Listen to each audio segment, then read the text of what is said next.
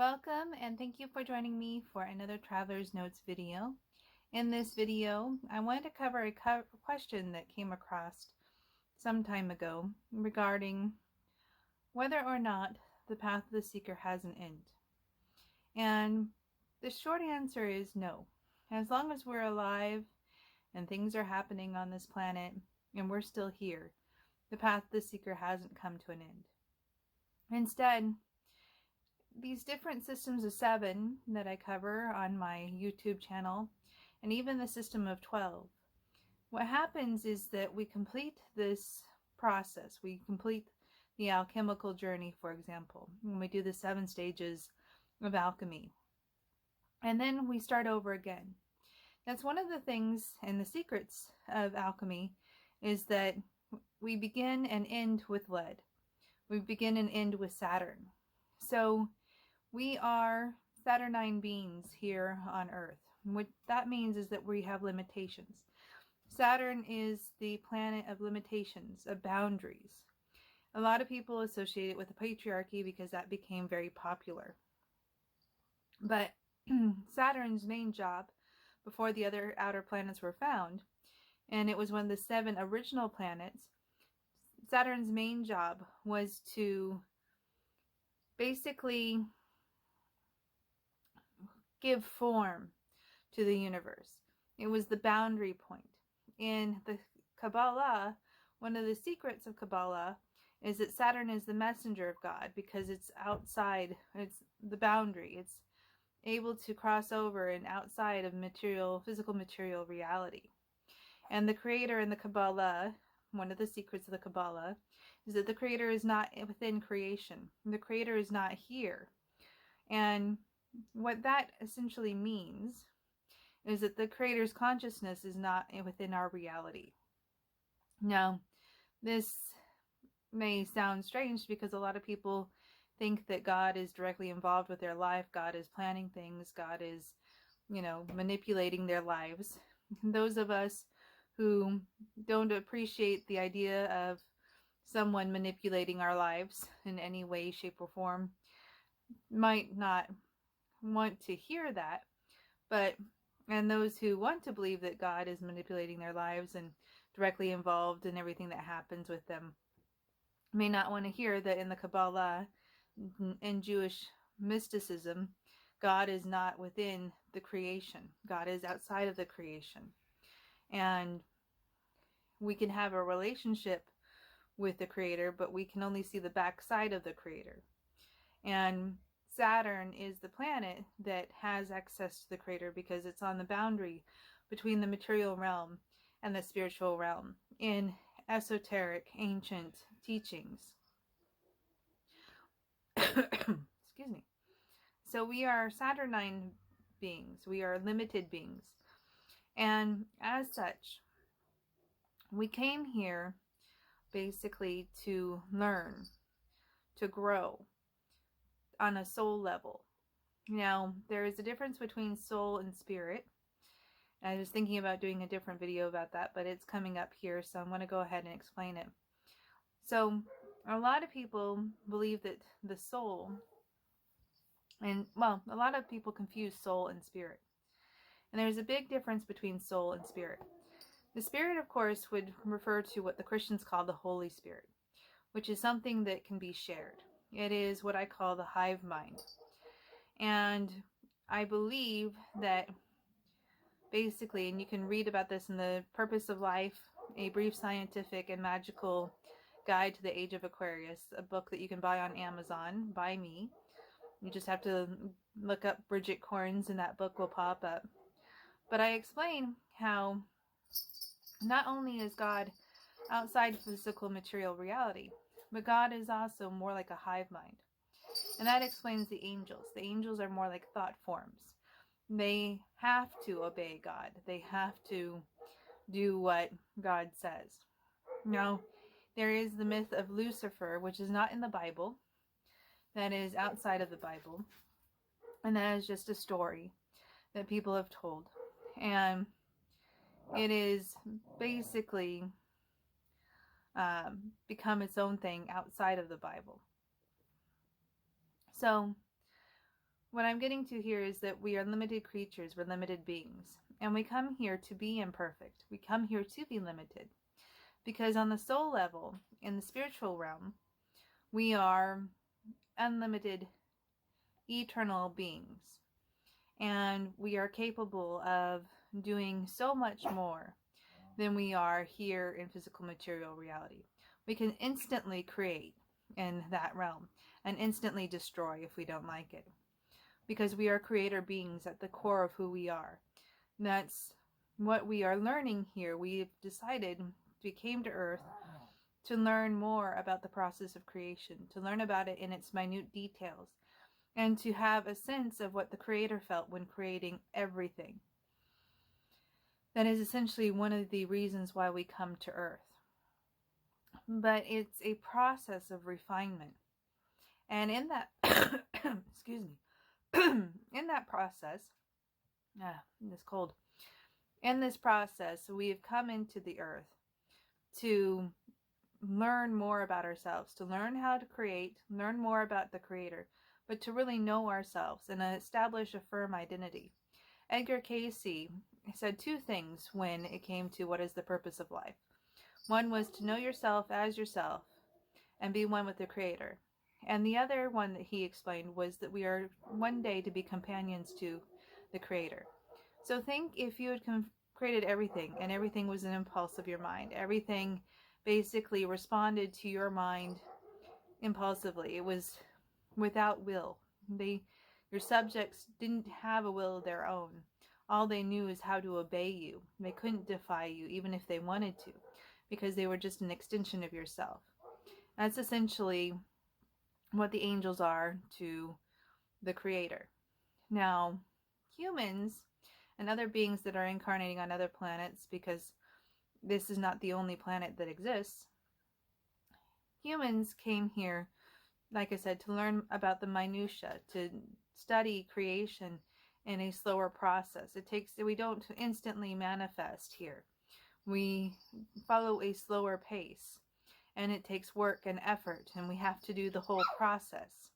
Basically, we have to do the medicine wheel, and that starts off in the eastern direction, where you think of an idea like a chair, and then it goes to the southern direction, where you think of how to build the chair, and you start gathering the wood and cutting the pieces correctly. And then it goes to the western direction, where the chair is assembled, and then the northern direction, which is where the chair is formed. And that is the process of manifestation. And I don't think that it's any coincidence that the indigenous people have the medicine wheel as the center of their spirituality. And that basically some tribes work to manifest. They work in the clockwise direction of the medicine wheel.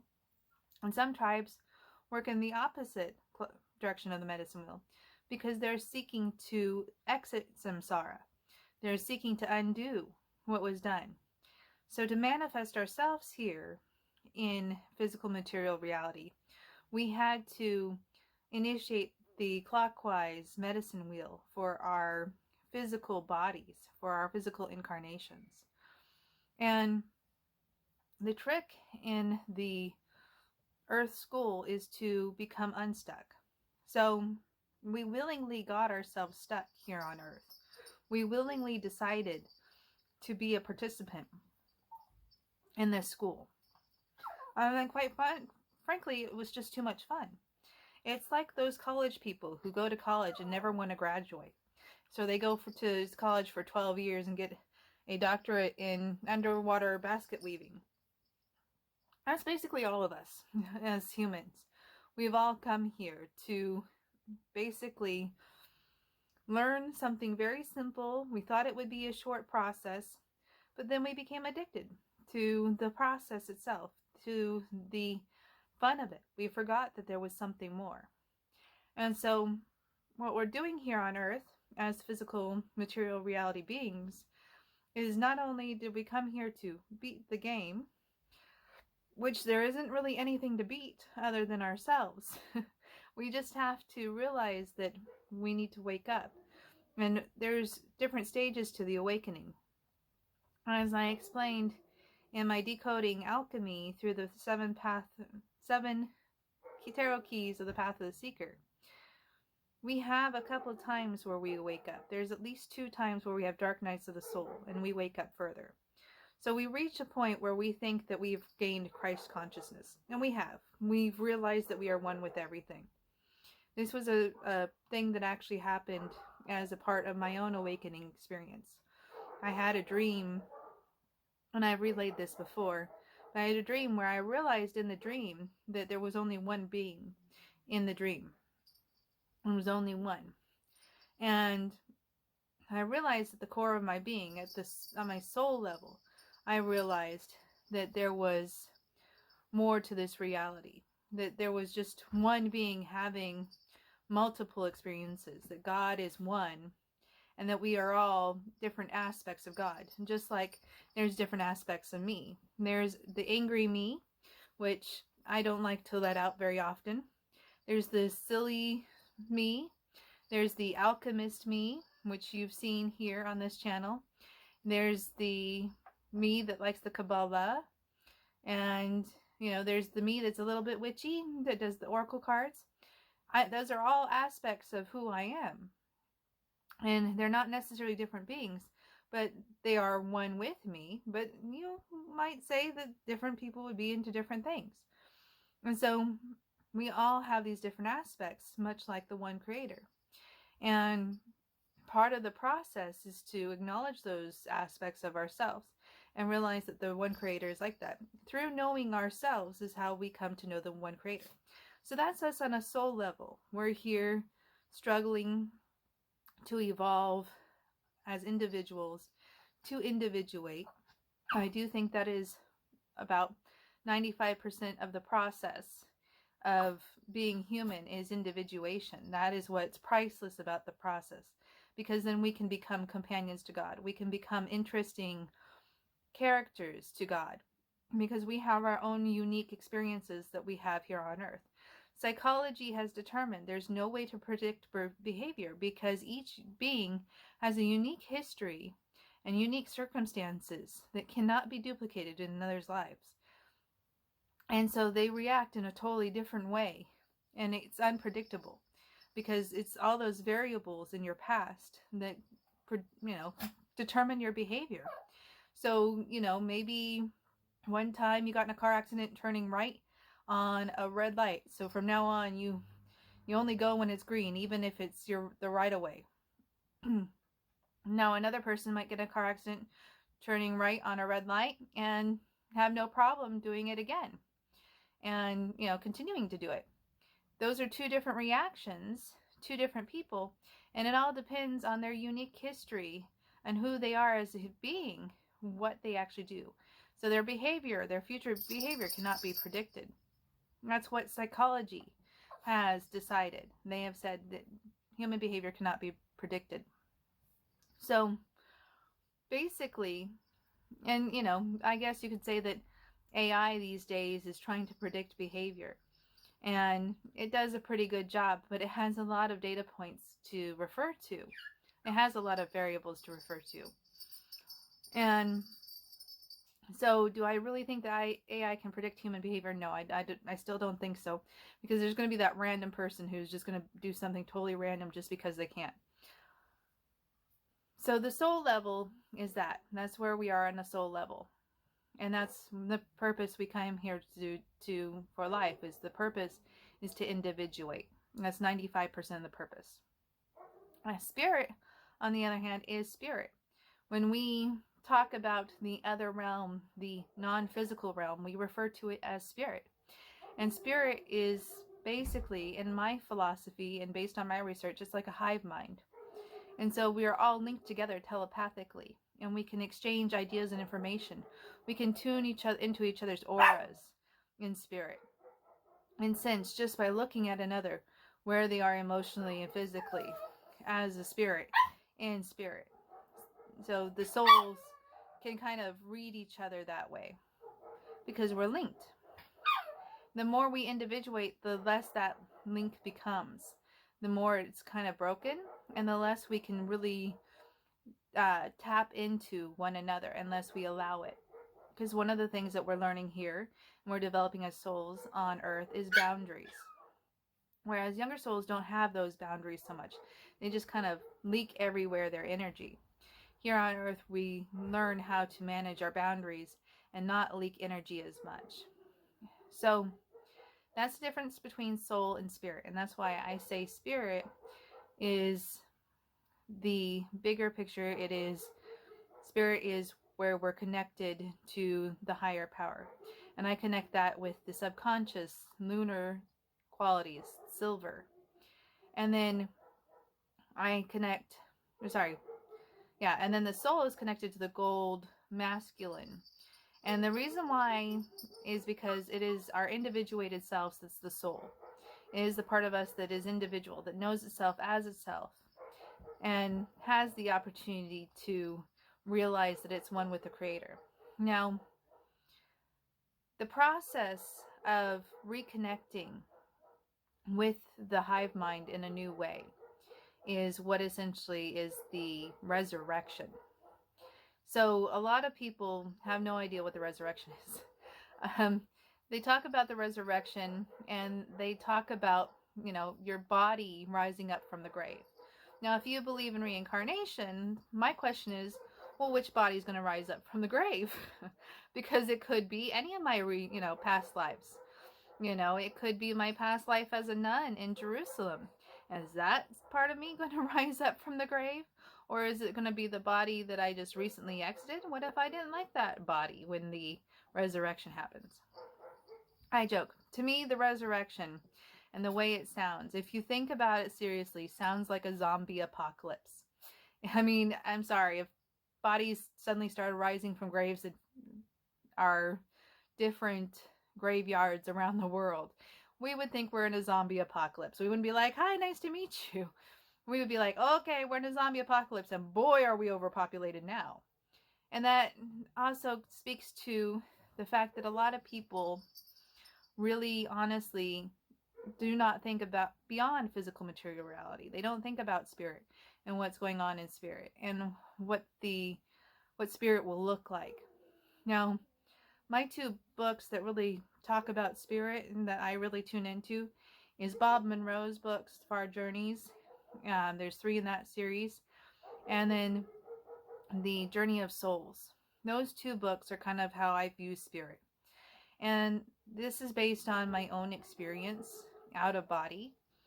And as I explained in my Meeting My Higher Self video, I didn't really expect to go into the realms that I did. And I don't go out of body anymore. And for me, the experience was very different because my soul comes from like a different place. I didn't come from a different world where I was incarnating. I came from a place of pure potential. And so the resurrection to me is what I call the return. So what basically happens is we start off in calcination with the devil card. I'm going to go back to the 7 cards of the Seeker and the Alchemy steps, because those are my 2 popular forms on here. So we start off, and it's Malkuth on the Kabbalah Tree of Life. We start off in the kingdom. And that is a fallen place. That is a place that's cut off from the rest of creation. Okay, in the Kabbalah, Malkuth is the kingdom, and it's cut off from the rest of creation because it fell. And the reason it fell is because it received the light too soon. So it received consciousness too soon. So basically humans started incarnating on Earth too early. And this is backed up by the Edgar Cayce materials, where it describes souls pushing into physical material reality. And it was before the appointed time. So that is kind of the revised version of Adam, was that it was an entire soul group that pushed into physical material reality. First they playing with being gases. Then they played with being minerals. Then they played with being plants. Then they played with being animals. in the process of pushing themselves in material reality and creating all these different forms of reality, they pushed evolution. And that's why the earth can be said to be a creation of human beings just as much as it is a created place for human beings. But we came here too early. It was before the appointed time. And similar to Malkuth on the tree of life, the earth fell. And the reason, again, we fell is because humans began to be so consumed by living life here, by the joy, the fun of it. It is a fun experience. Being alive is fun. There is a lot of joy to cultivate in being alive and human. And that's one of the things on the path of the seekers. You should embrace the joy of being here because it is a fun experience.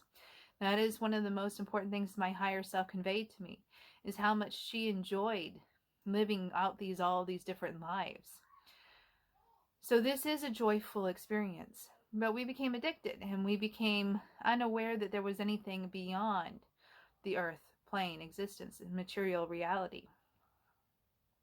And so the resurrection, to me, I didn't expect to go into the resurrection here. The resurrection is that second phase. So we wake up, we have the tower moment, which is the dark night of the soul. And then we progress through the different stages until we reach fermentation, where we reach that point where the alchemical child is born, which is the philosopher's stone, which again starts off as a white stone. So it is the result of the white phase of alchemy. And I'm going to do a series of lives where I explain the different phases of alchemy and tie everything together that I've put together since I wrote my alchemy videos on the 7 stages of alchemy. I will be doing lives on that here in the near future. I don't know how often on Saturday I'll get to that. It really depends on what my family's doing, but we're doing less this year. So hopefully I'll have a little bit more time to do these things. And I'm hoping to do midday videos rather than late at night so that people can actually catch them. And I'll be announcing them. I'm getting better at this process. It's a learning process to learn how to use YouTube and how to do these lives and as a process. So basically, the resurrection to me is that second awakening, that second dark night of the soul, where basically you've been dismembered. Everything that you knew has fallen apart again. So you reach the Christ consciousness. So we'll start at the beginning. You start bound to physical material reality, believing the physical material reality is all there is. And that's okay. Some people will never wake up further than that. They're just pursuing pleasure, hoping to connect with all that is and find a fulfillment, fill that hole within themselves. And they'll do that by pursuing others, by buying a house, by buying a car, by getting a job, whatever it is. So we start bound in this physical material reality. Then we go through the tower phase, which is the phase where we have a dark night of the soul and everything falls apart. That's the tower phase. Fast forward to the moon phase, or the moon card, and which is not very far away from that. That's conjunction. So we have separation, and then we have conjunction. I should probably explain this a little bit differently, but we're going to go into all this when I do the videos on the 4 phases. But we go to conjunction, we do our shadow work. Then in fermentation, we have this new consciousness. And that's when we realize that we are one with all that is. And we think we're going to be a creator God. And when you're going to be a creator God. That is, being a creator is part of who you are as a soul, or you would not be here. We came here to learn about the creator and practice being creators in a safe place where it takes a very long time to manifest, because we want to really make sure that what we're manifesting is what we want, and where we have stakes, so that if we make a manifestation that doesn't benefit us, we actually face repercussions, which we do not face in spirit. In the spiritual realm, you do not face the repercussions of what you do. On earth, there's repercussions, and that's what makes things so exciting. You can try new things, come at things from new angles. And there's a result, an action that happens. As a result of that, we have to face the reaction that we put into place. That is part of the process. So we come into fermentation, which is, like I said, that's where we have the alchemical child. That is where we have the Christ consciousness. We realize we are one with everything, that we are creator beings, that we are powerful, that we can manifest. And then it goes into distillation. And in distillation is where things get refined down even more. It becomes stronger. You know, distilled wine is extremely strong. And all wine goes through a distillation process. But really old distilled wine that has gone through a long process is very strong stuff. It's a very strong spirit. And it's at the distillation period that we actually resurrect. And that is because we have dismembered ourselves. And alchemy, another word used with alchemy is spargix. I'm probably saying it wrong. It's spargycs. I'm someone who reads a lot of things and doesn't say it, and I don't have people who I can discuss this stuff with in real time, so I don't tend to say it aloud. It all exists within my mind. So, spargix,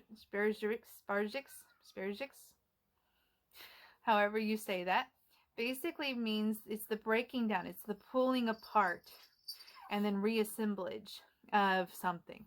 So first you pull apart who you are. You separate into consciousness. You recognize what is your conscious self. Then you realize what your subconscious is. Then you recognize in the subconscious that you have the collective consciousness and you have the shadow. And then you integrate the shadow into your consciousness, and your subconscious kind of becomes smaller. But it is transformed at the resurrection stage. At the resurrection stage is where you kind of reconnect to the hive mind. You kind of reconnect to the creator and source in a new form, in a new way. I don't hear anyone talking about that. Most people stop at fermentation. They stop at that stage where they have Christ consciousness. And they don't go for the next stage, which I call the resurrection, what many call the resurrection, what I believe is the resurrection. I call that the return. And what happens is the soul goes from being so focused on here on earth. And this is what happened with my higher self. My soul was so focused on earth. And then it turned and it realized there was something greater than earth, something greater than itself. Excuse me. I've been talking too long. This always happens when I talk too long. So that lets me know that I need to end it here. But basically the resurrection is when your soul turns and realizes that it can go back to the creator. And that there's a reason to go back to the creator. That it's going to be exciting to go back to the creator. We came here because it was boring with the creator, okay? Instantly being able to manifest. Yes, it was wonderful. It was beautiful. Whether you call it the Garden of Eden, whatever you want to call it.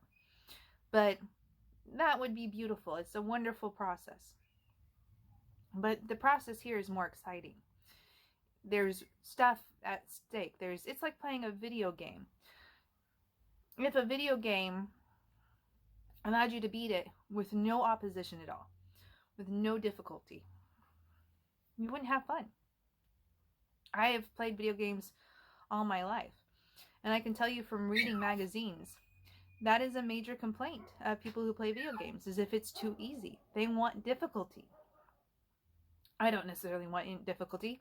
If I play a video game, I just want to beat it because I like the stories. Pardon me. So,